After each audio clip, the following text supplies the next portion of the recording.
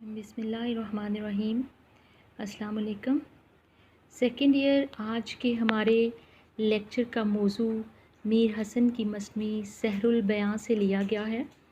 दास्तान तैयारी में बाग की आपकी टेक्स्ट बुक का सफ़ा नंबर 93 है। मैं आपको बताती चलूँ कि हम पहले मस्नवी के बारे में गुज़श्ता लेक्चर्स में पढ़ चुके हैं। फिर मीर हसन की मस्नवी ख़ास तौर पे सहरुल बयां के हवाले से भी कल हमने बात की। यादे के तौर पर मुख्तसरन मैं आपको बता दूं कि मीर हसन एक कादरुल कलाम शायर हैं। उन्होंने हर सिनफ़ सुखन में तब आज़माई की, लेकिन उनका ख़ुसूसी मैदान मस्नवी है। उन्होंने 11 मस्नवियाँ लिखीं, जिनमें सबसे ज़्यादा शोहरत मस्नवी सहरुल बयां को हासिल हुई, जो बज़ाहिर एक शहज़ादे जिसका नाम बेनज़ीर है और शहज़ादी बदर मुनीर, इन दोनों की रिवायती इश्क की दास्तान है। लेकिन इस मस्नवी में मीर हसन का अंदाज़े बयां रवां और बेसाख्ता है। ज़ुबान इतनी साफ़ और तरोताज़ा है कि 200 साल गुज़र जाने के बावजूद इसकी ज़ुबान की ताज़गी में फ़र्क नहीं आता। कामयाब वाक़े निगारी, किरदार निगारी, मंज़र निगारी इस मस्नवी में हमें नज़र आती है। बल्कि यूँ कहना ज़्यादा मुनासिब होगा कि ये मस्नवी अपने ज़माने के तमद्दुन और रस्म व रिवाज की आईनादार है। औरतों की गुफ्तगू, शादी की रसूम, राग रंग की महफ़िलें, दरबार की शान व शौकत, हर तरह की मुआशरत का पहलू पूरी जुज़ियात के साथ इस मस्नवी में हमें दिखाई देता है। और ये जो इक़्तिबास लिया गया है आपके सिलेबस में जो शामिल है मस्नवी सहरुल बयां से, इसमें खूबसूरत बाग की तफसील है जो बादशाह ने अपने महल में शहज़ादा बेनज़ीर के लिए बनवाया था, और साथ ही उन इंतज़ामात का भी ज़िक्र है जो शहज़ादे की तालीम व तरबियत के लिए किए गए और जिनके नतीजे में शहज़ादा हर फ़न में माहिर हो गया था। जैसा कि उन्वान से ज़ाहिर है दास्तान तैयारी में बाग की, तो हम पढ़ते हैं दिया शह ने। शह असल में शाह ही है, उसको मुख्तसर करके मैंने बताया था कि शोरा अलीफ, वाओ और नून गुन्ना को शेर को अपने वज़न के मुताबिक करने के लिए या बहर के मुताबिक करने के लिए इन हुरूफ को हज़फ कर सकते हैं। ये शह असल में शाह ही है, दिया शाह ने। तो हम पढ़ते हैं दिया शह ने। शह असल में शाह ही है, उसको मुख्तसर करके मैंने बताया था कि शोरा अलीफ, वाओ और नून गुन्ना को शेर को अपने वज़न के मुताबिक करने के लिए या बहर के मुताबिक करने के लिए इन हुरूफ को हज़फ कर सकते हैं। ये शह असल में शाह ही है, दिया शाह ने। तरतीब एक खाना बाग। खाना बाग वो बाग होता है जो घर या महल के अंदर लगाया गया हो। हुआ रश्क से जिसके लाला को दाग। लाला सुर्ख रंग का फूल जिसके दरमियान में स्याह रंग का दाग होता है। पहले हम 2-3 अशार पढ़ते हैं, फिर एक साथ उनकी तशरीह करते हैं। अमारत की खूबी दरों की वो शान। दर दरवाज़े लगे जिसमें ज़रबफ्त के साइबान। साइबान कहते हैं खैमों को, और ज़रबफ्त एक रेशमी और कीमती कपड़ा जिसमें सोने के तार होते हैं। छतें और पर्दे बंदे ज़रनिगार। छतें और पर्दे ज़रनिगार होता है ऐसा कपड़ा जिस पर सुनहरे रंग का काम हुआ हो, सुनहरे रंग की कशीदाकारी हुई हो। दरों पर खड़ी दस्त बस्ता बहार। दरवाज़ों पर खड़ी दस्त बस्ता हाथ बांधे हुए बहार खड़ी है। कोई डोर से दर पे अटका हुआ। कोई डोर से दर पे अटका हुआ। कोई ज़ह पे खूबी से लटका हुआ। ज़ह कहते हैं एक डोर को कहते हैं ज़ह। इसके ऊपर ज़बर पड़ी जाएगी ना, ज़ह पे खूबी से लटका हुआ। बादशाह के यहाँ जो वारिस होता है तख्त व ताज का, وہ شہزادے ہی ہوتے ہیں عام طور پر، اور اس پوری مثنوی میں جو شہزادہ بے نظیر ہے اس کے والد محترم نے ان کے لیے جو باغ لگوایا، اس حوالے سے شاعر بیان کرتا ہے کہ بے شک شہزادہ بڑی امیدوں اور منتوں کے بعد پیدا ہوا تھا، اس لیے اس کی پرورش اور پرداخت کا خصوصی انتظام کیا جا رہا تھا۔ ولی عہد شہزادے کی تعلیم و تربیت کے ساتھ ساتھ اس کے آرام و آسائش کا بھی خاص طور پہ خیال رکھا جاتا۔ گھر کے اندر ایسے ہی ایک باغ بنوایا گیا جو صرف شہزادے کے لیے مخصوص تھا۔ ان اشعار میں میر حسن اس باغ کی تیاری اور اس کی خوبصورتی کو بڑی تفصیل کے ساتھ بیان کرتے ہیں۔ میر حسن لکھتے ہیں کہ بادشاہ نے شہزادہ بے نظیر کے لیے محل کے اندر ایک باغ تعمیر کرایا۔ وہ باغ اس قدر خوبصورت تھا کہ اس کی خوبصورتی کو دیکھ کر شرم اور رشک کے مارے گلے لالہ کے سینے پر داغ پڑ گیا۔ لالے کے پھول میں فطری طور پر ایک سیاہ داغ ہوتا ہے، میں بھی بتا چکی آپ کو۔ میر حسن نے اس میں حسن تعلیل سے کام لیا ہے، اور اس کی وجہ حسن تعلیل یعنی شاعر کسی شعر کے اندر خوبصورت علت بیان کرے، وجہ بیان کرے، اور اس کی وجہ یہ بیان کی ہے کہ لالے کے پھول کے درمیان میں جو داغ ہوتا ہے وہ اس باغ کی خوبصورتی دیکھ کر پڑا ہے، کیونکہ گلے لالہ باغ کی خوبصورتی کو برداشت نہ کر سکا اور رشک کی وجہ سے اس کے اندر داغ بن گیا۔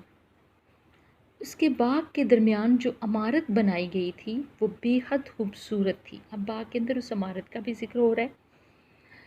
اس کے دروازے الگ ہی اور انوکھی شان کے مالک تھے، لگے جس میں زربفت کے صاحباں، کہ وہ کہتے ہیں کہ عمارت اور اس کے دروازوں پر زری کے صاحباں، زری کے کام والے صاحباں، خیمے اور ہیرے لگائے گئے تھے۔ عمارت کی چھتوں کے نیچے جو پردے لگے تھے ان پر سونے کے تاروں سے بیل بوٹے اور نقش و نگار بنائے گئے تھے۔ ان دروازوں کی خوبصورتی کا عالم دیکھ کر یوں محسوس ہوتا تھا کہ گویا بہار اپنی پوری رعنائیوں، دلکشیوں اور خوبصورتیوں کے ساتھ ہاتھ باندھے ان دروازوں پر آن کھڑی ہو۔ یعنی اس حوالے سے دیکھا جائے تو اس میں صنعت تشبیہ بھی ہے۔ یہ پردے کچھ تو ڈوروں سے دروازوں کے اوپر بندھے ہوئے تھے اور کچھ کناروں پر خوبصورتی سے لٹکائے گئے تھے۔ اب ہم اگلے اشعار کی طرف جاتے ہیں۔ وہ مکیش کی ڈوریاں سر بسر، مکیش کس کو کہتے ہیں؟ مکیش سونے چاندی کی تاروں سے بنا ہوا کپڑا کہ ماہ کا بندہ جس میں تارے نظر، ماہ چاند، تارے نظر یعنی چاند کی کرنیں، چکوں کا تماشا، چک پردے کو کہا جاتا ہے، چلمن پردہ، آنکھوں کا جال، نگاہ کو وہاں سے گزرنا محال، سنہری مغرق چھتیں ساریاں، مغرق جگمگاتی ہوئی، وہ دیوار اور در کی گلکاریاں، گلکاریاں جن پر پھول اور بیل بوٹے بنائے ہوئے ہوں، دیے ہر طرف آئینے جو لگا گیا چوگنا، یعنی 2 گنا بھی نہیں، 6 گنا بھی نہیں، چوگنا یعنی 4 گنا لطف اس میں سما، وہ محمل کا فرش اس کا ستھرا کہ بس، محمل انتہائی نرم اور ملائم کپڑے کو کہا جاتا ہے، بڑے جس کے آگے نہ پائے ہوس، پائے ہوس لالچ کے پاؤں۔ مشکل الفاظ کے معنی و مفاہیم ہم نے دیکھ لیے، اب ہم اس کی تشریح کی طرف آتے ہیں۔ وہ مکیش کی ڈوریاں سر بسر، سر بسر سب کی سب تمام شہزادہ بے نظیر کے لیے بنوائے گئے شاہی خانہ باغ کی خوبصورتی کی مزید وضاحت کرتے ہوئے میر حسن کہتے ہیں کہ دروازوں پر جو سنہری کام والے پردے لگے تھے ان کو باندھنے والی ڈوریاں سونے چاندی کے تاروں سے بنائی گئی تھیں، اور ان پہ لٹکی ہوئی ڈوریوں کو دیکھ کر یوں محسوس ہوتا تھا जैसे उनमें चाँद की किरणें बांध दी गई हों। बाग की इमारत के अंदर जा बजा जो चिक्कें लगी हुई थी, जो चिलमन थे, जो पर्दे थे, वो बस आँखों का जाल मालूम होते थे, क्योंकि उनमें से नज़रों का गुज़रना मुश्किल नज़र आता था, क्योंकि जो निगाह भी उनमें से गुज़रने की कोशिश करती, उनमें फंसकर और गिरफ्तार होकर रह जाती। इस बेमिसाल और ख़ूबसूरत इमारत की तमाम छतें सोने में गर्क थीं।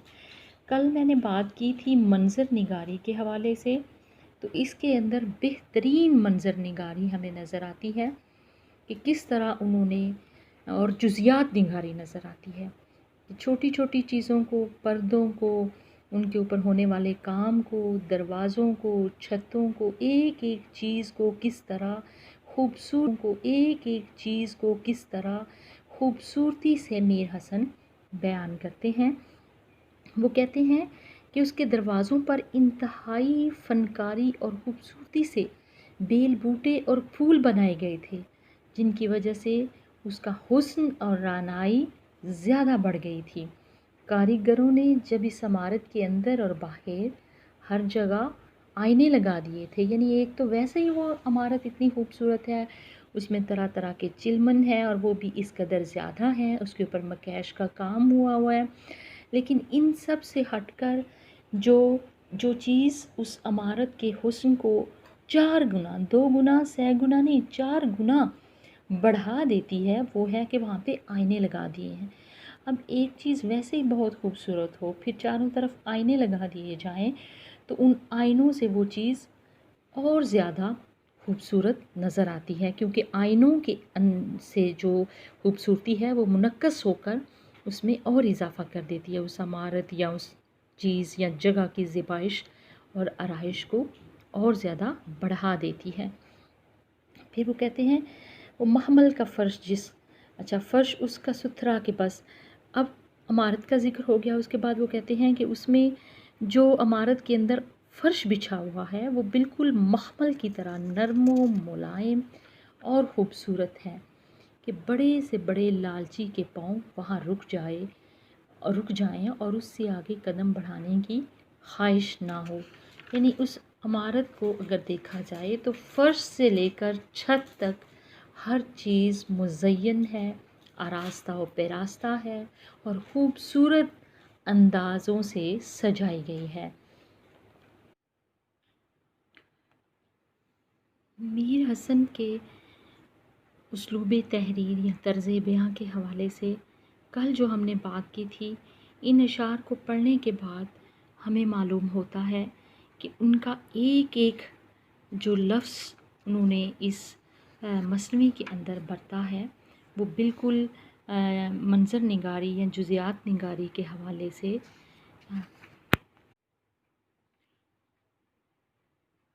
से मंज़र निगारी या जुज़ियात निगारी के हवाले से शेरियत से मामूर है और पढ़ने वाले पर वजदानी कैफियत तारी कर देता है। बादशाहों के महलों के अंदर जिस तरह हर चीज़ आपको सजी संवरी नज़र आती है, रास्ता व पेरास्ता नज़र आती है, जिस तरह उसके अंदर तसन्नो से काम लिया जाता है, वो चीज़ इस बाग की तैयारी में और उस बाग के अंदर मौजूद उस इमारत की एक एक चीज़ में हमें नज़र आती है।